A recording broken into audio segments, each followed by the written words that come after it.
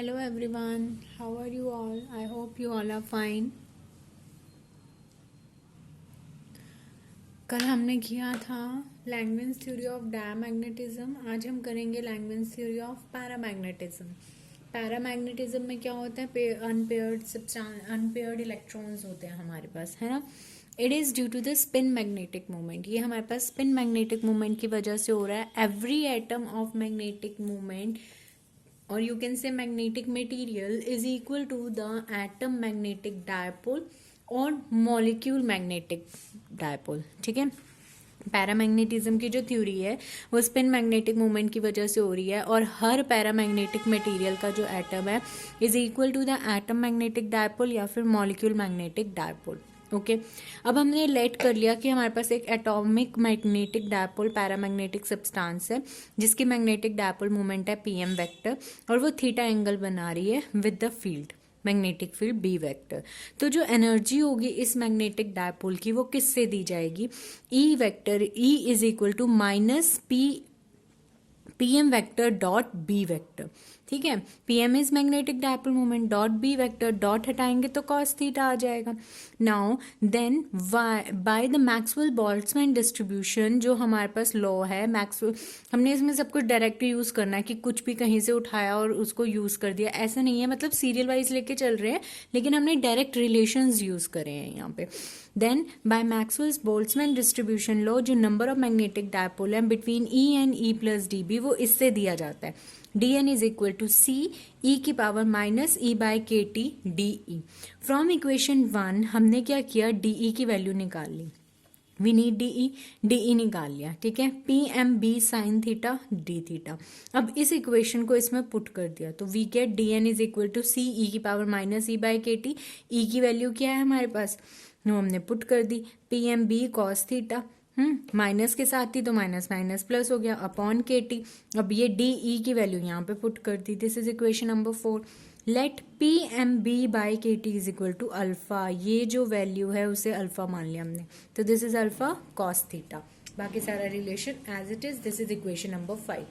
Clear है? फिर भी रिपीट कर देती हूँ. हमने एक एटॉमिक मैग्नेटिक डायपोल लिया है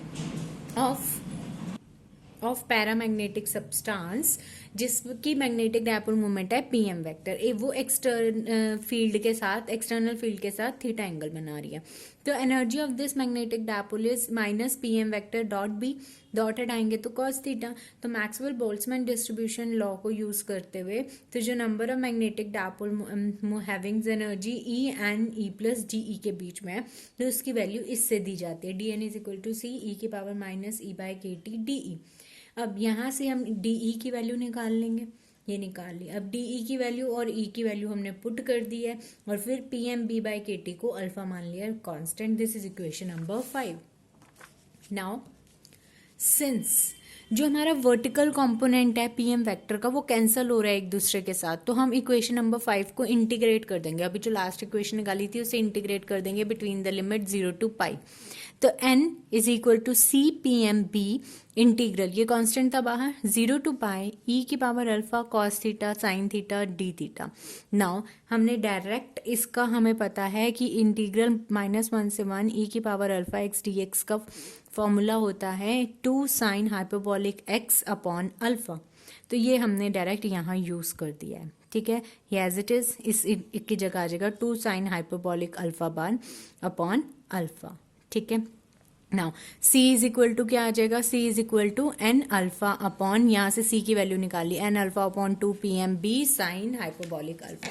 अब ये इक्वेशन 8 को इक्वेशन 5 में पुट करेंगे. ठीक है. पीछे वाली इक्वेशन में पुट करेंगे c की वैल्यू में.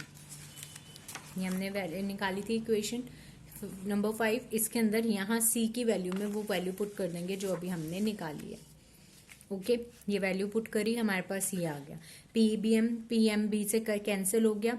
We get this. Now therefore total magnetic dipole moment निकालनी है. Total magnetic dipole moment m is equal to 0 to pi P M cos theta D N. ठीक है. अब P M cos theta D N की value ये है. ये value put कर देंगे. इसमें से constant P M N alpha by 2 sine hyperbolic alpha constant बाहर 0 टू पाई ई की power alpha cos theta sine theta cos theta D theta. अब इसका भी फॉर्मूला है डायरेक्ट, इसका फॉर्मूला है 2/α cos hyperbolic alpha minus 2/α square sine hyperbolic alpha. तो इसकी जगह हम डायरेक्ट ये फॉर्मूला पुट कर देंगे, ठीक है। जब हम इसको डायरेक्ट पुट करेंगे वी गेट दिस, ओके। अब ये साइन हाइपरबॉलिक अल्फा और 2 को अंदर ले जाएंगे, हम अल्फा को भी अंदर ले जाएंगे, alpha upon 2 sine hyperbolic alpha को अंदर ले जाएंगे, 2 से 2 cancel, cos upon sine is cot, alpha से अल्फा कैंसिल, ठीक है।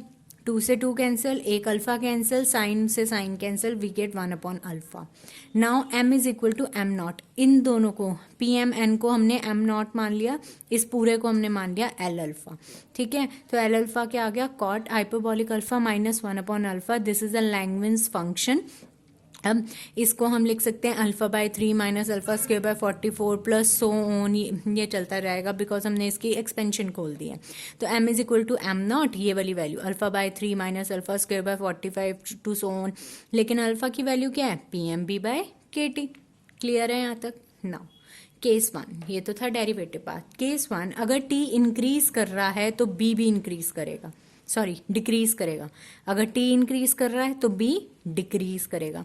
At a high temperature alpha बहुत छोटा है, अल्फा छोटा है तो इसकी हायर पावर निग्लेक्ट हो जाएंगी, ये सब खत्म। तो एल अल्फा किसके अप्रोक्सीमेट आ गया, डायरेक्टली प्रोपोर्शनल टू अल्फा, सीधा सीधा अल्फा के डायरेक्टली प्रोपोर्शनल आ गया ना। अगर t इंक्रीज कर रहा है तो b डिक्रीज कर रहा है, ये डिक्रीज कर रहा है तो अल्फा भी डिक्रीज कर रहा है। और हाई टेम्परेचर्स पे अल्फा छोटा है तो उसकी जो हायर पावर्स हैं उसे हम निग्लेक्ट कर देंगे, तो L alpha is directly proportional to alpha. Case 2, अगर t डिक्रीज कर रहा है तो b इंक्रीज करेगा, b इंक्रीज करेगा तो अल्फा इंक्रीज करेगा क्योंकि डायरेक्टली प्रोपोर्शनल है। अल्फा इंक्रीज करेगा मतलब एल अल्फा भी इंक्रीज करेगा।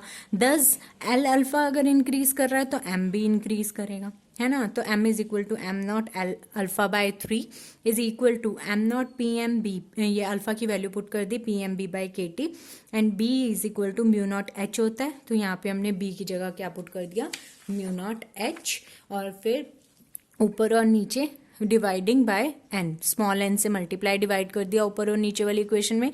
अब इस n m p m को भी हम m नॉट लिख सकते हैं, तो this is m naught square. अब ये m अपॉन h, ये h अपॉन में ले है तो m upon h is equal to this, and m upon h is what, chi, which is susceptibility, chi is equal to this आ गया। अब इसको हमने मान लिया सारे को constant c dash, this is constant is known as Curie's constant, m naught square mu naught by 3 N K. Now इससे हमने क्या देखा, chi is in directly proportional to 1 upon T और inversely proportional of temperature. Chi positive है, इसका मतलब substances attract कर रहे होंगे मैग्नेटिक फील्ड के अंदर, and this is the proof for the paramagnetism. Okay, ये टॉपिक था। अब हम करते हैं फेरोमैग्नेटिज्म। नाउ फेरोमैग्नेटिज्म, ठीक है। Ferromagnetism, domain theory of ferromagnetism, Curie Weiss law या लैंगवेंस थ्योरी ऑफ फेरोमैग्नेटिज्म, ये किसी भी नेम से आ सकता है। डोमेन थ्योरी ऑफ फेरोमैग्नेटिज्म के नाम से भी आ सकता है, क्यूरी वेस्ट लॉ के नाम से भी आ सकता है, या फिर लैंगवेंस थ्योरी ऑफ फेरोमैग्नेटिज्म के नाम से भी आ सकता है। तो बेसिकली फेरोमैग्नेटिज्म है क्या? Ferromagnetism the property of being strongly attracted to either pole of a magnet, pole के मैग्नेट के किसी भी पोल के साथ वो स्ट्रांगली अट्रैक्ट करने की जो प्रॉपर्टी रखता है सब्सटेंस, उसे हम फेरोमैग्नेटिक मटेरियल कह रहे हैं। जैसे कि iron contain unpaired electron each with a small magnetic field of its own, लेकिन वो अपने आप को एक ही डायरेक्शन में अलाइन करने की कोशिश करता है। वो एक्सटर्नल मैग्नेटिक फील्ड जब बाहर से लगती है तो उसको रिस्पॉन्स करता है, ठीक है। तो ये भी स्पिन मैग्नेटिक मूवमेंट की वजह से होती है।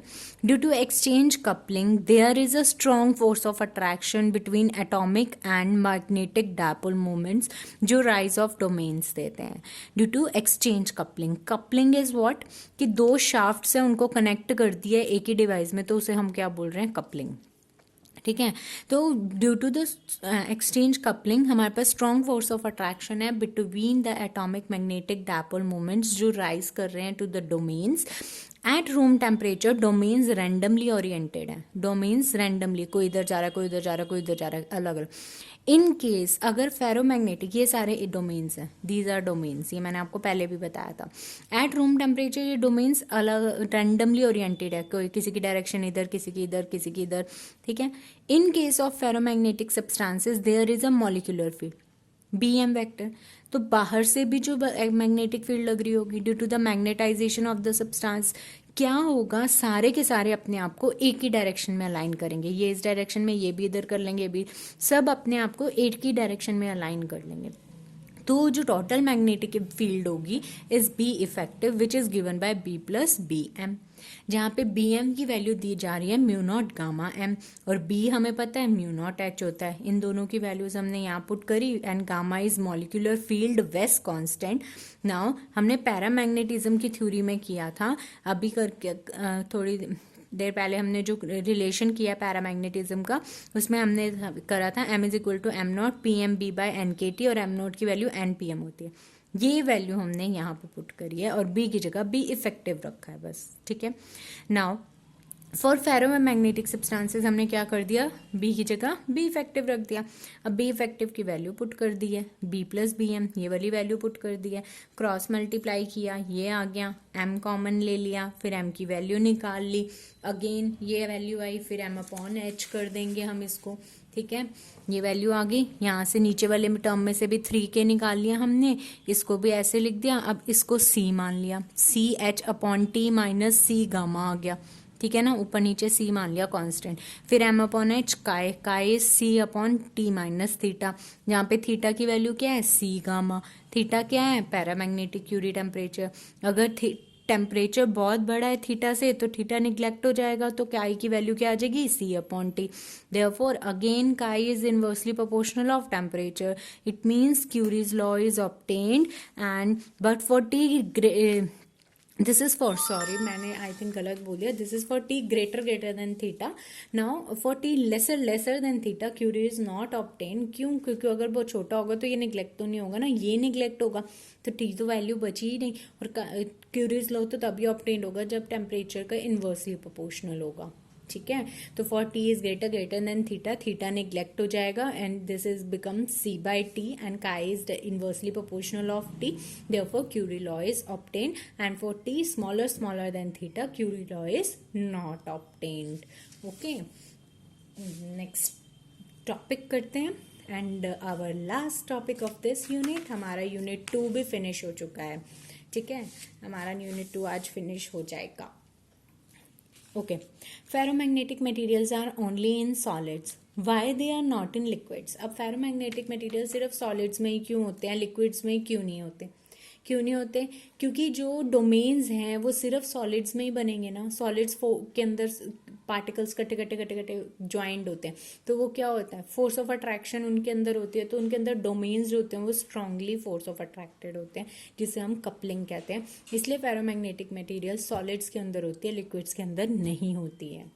Okay, what is the electronic theory of magnetization? According to this theory, this is very important for the 2 marks or a 3 marks question.